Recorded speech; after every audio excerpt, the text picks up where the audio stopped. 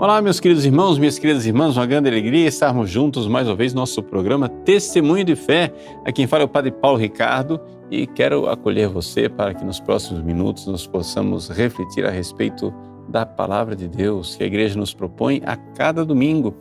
E esse domingo é o 11º domingo do tempo comum.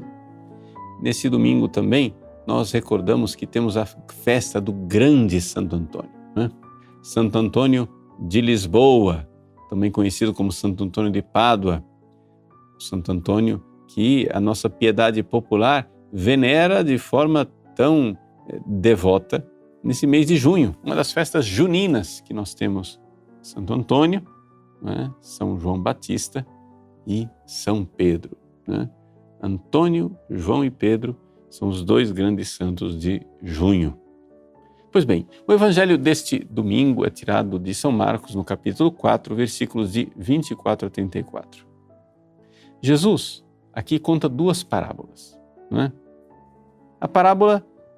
As duas parábolas ele quer ensinar como é o reino dos céus, ou seja, como é a igreja, como é que é a humanidade redimida. Ele começa explicando a parábola da semente que é colocada na terra e o homem vai dormir e não sabe como é que aquilo cresce dia e noite. E depois conta uma outra parábola que é a do grão de mostarda, que tem os seus grandes e enormes ramos e os pássaros do céu vão se abrigar à sua sombra. Bom, antes de nós olharmos as parábolas propriamente ditas, eu gostaria um pouco de explicar para você, né, algo da história disso tudo. Por quê? Porque Jesus está tentando explicar para o povo lá, o povo de Israel, o que é realmente a igreja, o que é realmente o povo de Deus, o que é o reino dos céus. Mas, se a gente não sabe aquilo que todos na época sabiam, a gente não vai entender o que Jesus está dizendo. Vejam só. Nossos primeiros pais, Adão e Eva, pecaram e a humanidade estava perdida. Deus, para salvar a humanidade, resolveu formar um povo. E ele resolveu formar esse povo chamando Abraão, nosso pai na fé. Esse povo é o povo que Deus dispôs para ser futuramente a sua igreja. Acontece o seguinte, que o povo começou a ser gerado por uma coisa chamada descendência biológica, né? Deus prometeu a Abraão, olha, eu farei uma descendência para ti e essa descendência vai ser mais numerosa do que as estrelas do céu, do que a areia do mar. E que descendência é essa? Essa descendência de Abraão? Bom, inicialmente as pessoas pensavam que essa descendência ia ser uma descendência carnal, né? Já que a aliança estava nessa realidade carnal da relação sexual da qual surgiam as crianças, Deus instituiu como sinal disso a circuncisão, né? Ou seja, é um sinal sagrado onde a própria geração dos filhos que o homem realiza, ali vai constituindo o povo de Deus. Acontece, porém, que isso daí era só para preparar, era só o início. Por quê? Porque no fundo, Deus prometeu uma descendência a Abraão, Deus prometeu que haveria um povo de Deus, descendência de Abraão, não a partir da descendência física, mas principalmente a partir da descendência da fé. Ou seja, Abraão é nosso pai na fé. Deus iniciou uma fé lá no Antigo Testamento. E crendo, este povo de Deus foi sendo preparado até que finalmente veio Jesus. E Jesus então alargou as portas. Quando no dia de Pentecostes os apóstolos saem do cenáculo e abrem as portas do cenáculo para pregar o evangelho a todos os povos, batizando-os em nome do Pai, do Filho e do Espírito Santo, ali a igreja começa, a alargar as suas portas para aumentar mesmo e cumprir a profecia daqueles que são os salvos, ou seja, os filhos de Abraão, nosso pai na fé, mais numerosos do que as estrelas do céu. Então, eu quero que você entenda isso. A Igreja, a Santa Igreja de Cristo, a Santa Igreja Católica, o seu único corpo, é o novo povo de Deus. É o povo de Deus que começou lá no Antigo Testamento com Abraão, com a fé, e que agora vai crescendo. É isso que Jesus está tentando ensinar com essas parábolas. Ele está usando aqui comparações, né, do reino vegetal. Ele está explicando realidades do reino vegetal, mas que a gente tem que olhar para isso daqui e entender que ele está falando da igreja, né? E o que é a igreja? A igreja somos nós, é cada uma das pessoas que, tendo fé em Jesus, que recebe o batismo, começa a fazer parte de um organismo, de um só corpo com Cristo. E Jesus, aqui, quer colocar uma parábola para que a gente entenda profundamente o que é ser igreja. Porque o que as pessoas acham que é igreja? Né? Bom, a maior parte das pessoas tem uma visão muito superficial de igreja.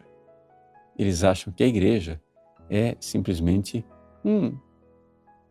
uma associação de pessoas, onde essas pessoas associadas entre si fundam lá, registram no cartório, um CNPJ, né? Uma agremiação, uma associação como outra qualquer, uma realidade humana. Bom, a igreja não é isso. A igreja é algo muito mais profundo. Para a gente entender a igreja, para usar uma comparação também do mundo vegetal, feita por Jesus, mas que está lá no capítulo 15 do Evangelho de São João, Jesus diz: eu sou o tronco, vós sois os ramos, a videira. Ou seja, é como nós somos membros de um só corpo, tem uma dinâmica, uma realidade de vida. Então, quando você tem fé e você é batizado, você começa a receber uma vida divina em você, uma seiva divina em você. E como é que isto cresce dentro de você? É o que Jesus quer explicar por esta parábola. Ele chega e diz assim: o reino de Deus é como quando alguém espalha semente na terra. O pregador vai lá, espalha a semente. Eu, Padre Paulo Ricardo, estou aqui pregando. Você recebe aí a palavra. Em algumas pessoas isso faz surgir a fé.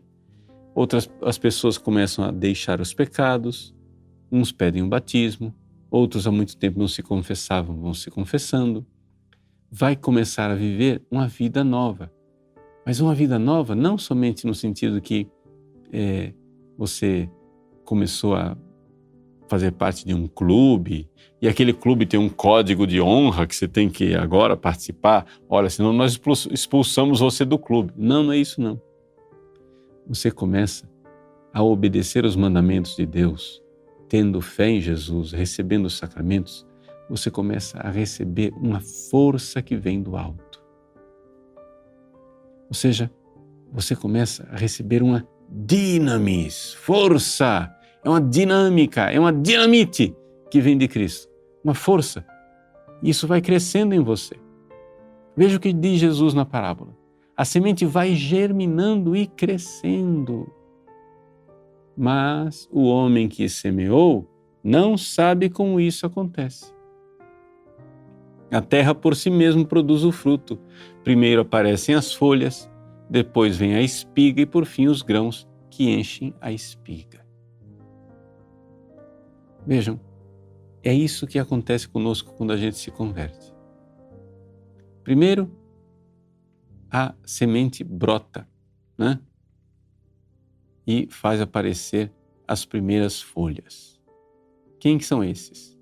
São as pessoas que se convertem, que são parte do corpo de Cristo, e são os iniciantes. Né? Esse pessoal que só tem folha, né? É o pessoal que já largou os pecados, está cumprindo os mandamentos, está seguindo aquilo que a igreja manda, mas ainda tem uma vida meio, limitada. Por quê? Porque ainda não são generosos o suficiente. É necessário que isso cresça.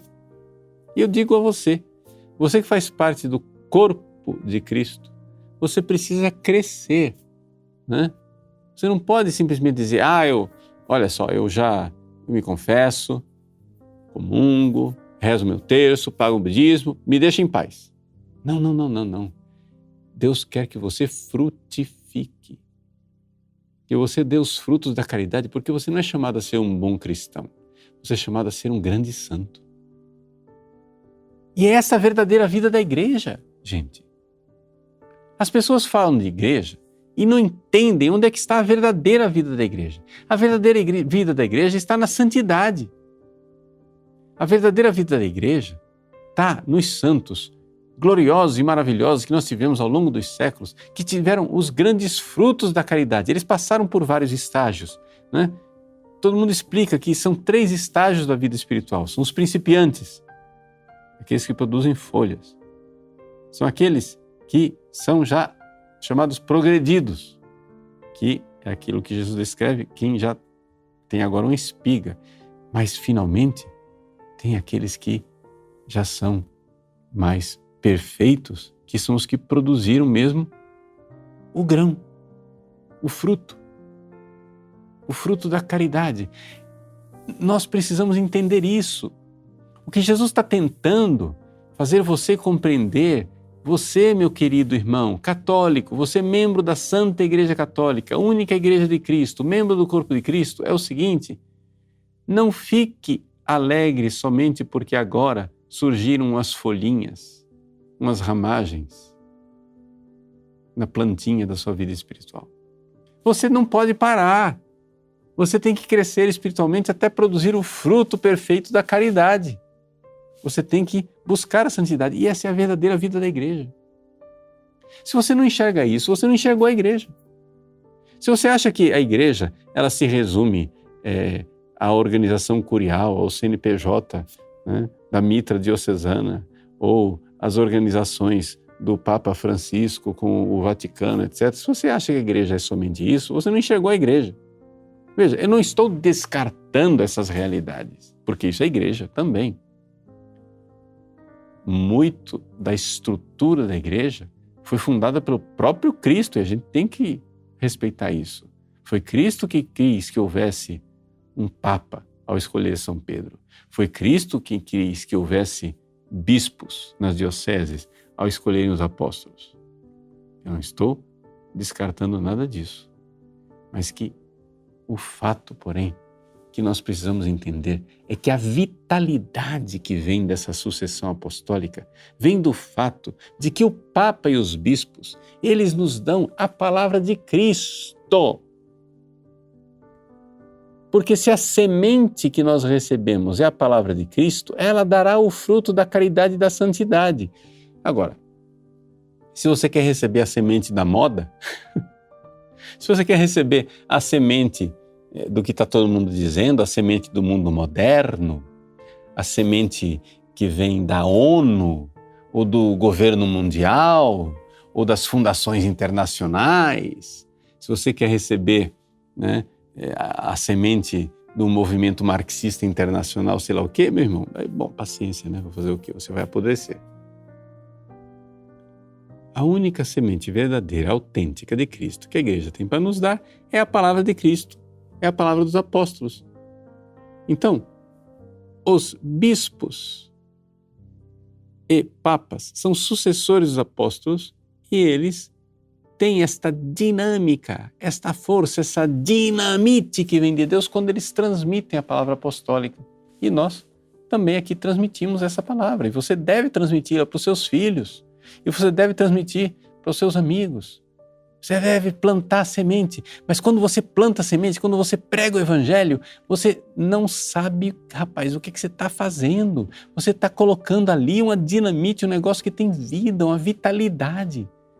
Você está implantando na pessoa uma dinâmica que tem vida própria. E se a pessoa corresponder, ela vai verdadeiramente dar frutos, vai crescer.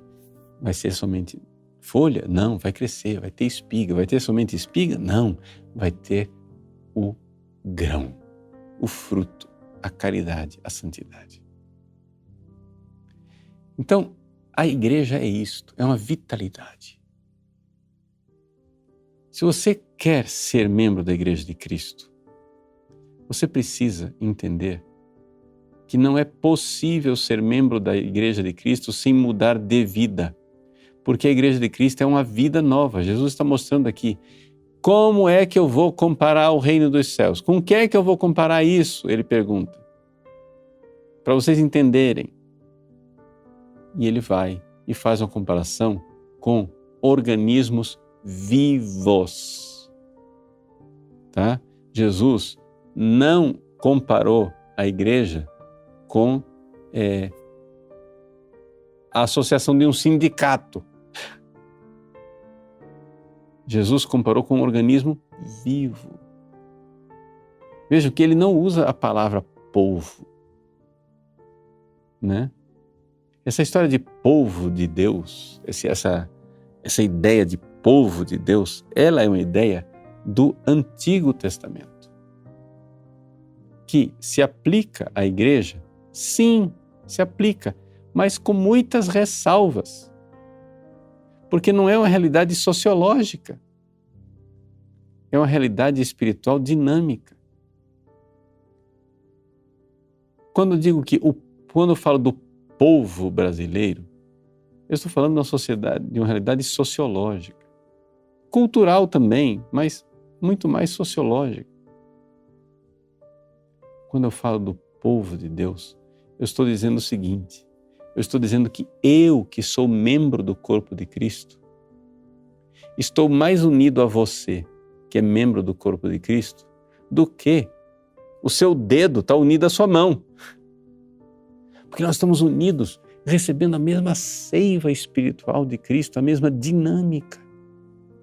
Eu pertenço ao corpo dos santos. Gente, que maravilha saber que eu pertenço a uma realidade onde os santos lá do céu estão fruindo, estão usufruindo,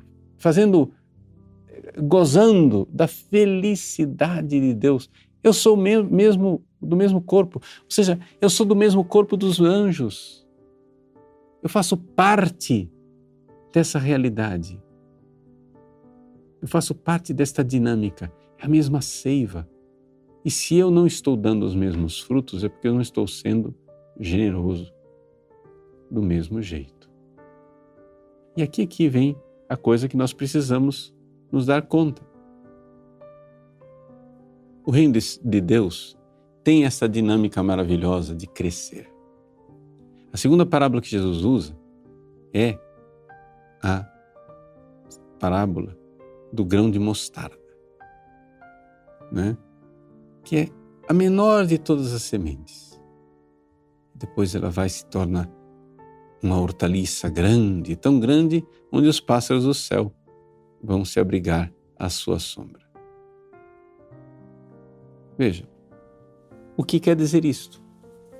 Quer dizer o seguinte, que a igreja, né, ela é a esperança da humanidade.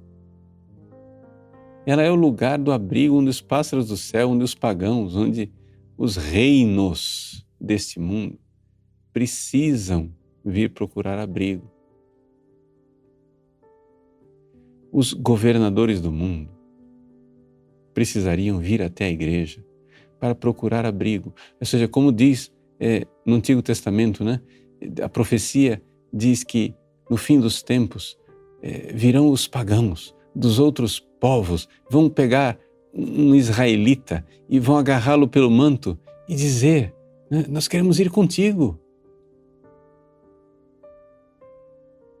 Gente, nós temos que entender o seguinte, essa sociedade, esse pessoal do governo mundial, esse pessoal das fundações internacionais, as feministas, os marxistas, etc., no fim dos tempos, eles vão agarrar os católicos pelo braço e dizer assim, por favor, mostra-nos a verdade. Nós queremos participar contigo, nós queremos nos abrigar nessa hortaliça linda que é a igreja. Por quê? Porque nós vemos que vocês têm vida verdadeira. E essa vida verdadeira vem da vitalidade e da santidade da igreja. Se hoje nós somos atribulados, somos perseguidos, se hoje ser verdadeiro católico é perseguição, até mesmo dentro da igreja, me desculpa a sinceridade, mas precisa dizer isso, né? Que nós somos perseguidos dentro e fora, né? Nós somos perseguidos lá fora, mas somos perseguidos também dentro da própria igreja. Quem tem a fé dos apóstolos é perseguido em tudo quanto é lugar, mas isso não vai ser assim para sempre, porque não prevalebunt. As portas do inferno não prevalecerão. Eu não sei se nós veremos esse triunfo, né? Como Nossa Senhora disse em Fátima, o triunfo do Imaculado Coração de Maria. Eu não sei se nós vamos ver o grande aleluia depois da queda da grande prostituta da Babilônia. Mas uma coisa é certa, meus queridos, nós desde já participamos desta dinâmica exuberante de uma vitalidade divina, de uma vida divina. Essa vida dinâmica da igreja que é a vida verdadeira porque é a vida dos santos. Santa é a palavra que nos converteu. Santos são os sacramentos que nos incorporam a Cristo. Santo é o governo hierárquico quando serve a esta vida sobrenatural de Cristo. Santos são os seus membros, aqueles que triunfam lá no céu, como santos já glorificados, confirmados na graça. Santos são também aqueles salvos que estão no purgatório, porque já não tem mais a alma em perigo. Santos são aqueles que aqui na terra, observando os mandamentos, temendo a Deus, querem crescer e produzir muito fruto. Transformar aquilo que é meramente folha em espiga e a espiga no grão maduro da santidade de quem ama a Deus e ama verdadeiramente. Essa é a Igreja Católica, né? Para usar uma expressão do testamento de Paulo VI, que eu gosto muito, este é o mundo fantástico da Igreja Católica, né? O Papa Paulo VI, no seu testamento, ele dizia assim: meu Deus, como irei vos agradecer por desde cedo terdes me introduzido no mundo fantástico da Igreja Católica. Ou seja, no mundo da vida divina que palpita em nossos corações com frutos de amor. Essa é a igreja. Então não deixe abalar a sua fé, né? Todos os domingos nós nos levantamos e dizemos: creio na igreja una, santa, católica, apostólica. Ou na versão mais curta do credo apostólico, né? Creio na igreja católica. Você crê na igreja. Mas é nisso que você crê quando diz que crê na igreja. É nisso que você crê. Não, claro que a igreja é atribulada por dentro e por fora. Por fora, com as perseguições que causam os mártires. Por dentro, pelas misérias que o demônio vai fazendo dentro da própria igreja. Escândalos sexuais, infidelidades, heresias, dilacerações. Mas nada disso será capaz de arrancar a vitalidade da Igreja de Cristo. No fim dos tempos, a Igreja, que pode até passar pela tribulação pela qual passou o seu divino esposo da morte e ressurreição, mas no fim dos tempos, nós veremos esta igreja triunfar sobre todos os povos como guia das nações. Já que Cristo é a luz dos povos, esta luz resplandece no candelabro, que é a igreja. Deus abençoe você. Em nome do Pai, e do Filho, e do Espírito Santo. Amém.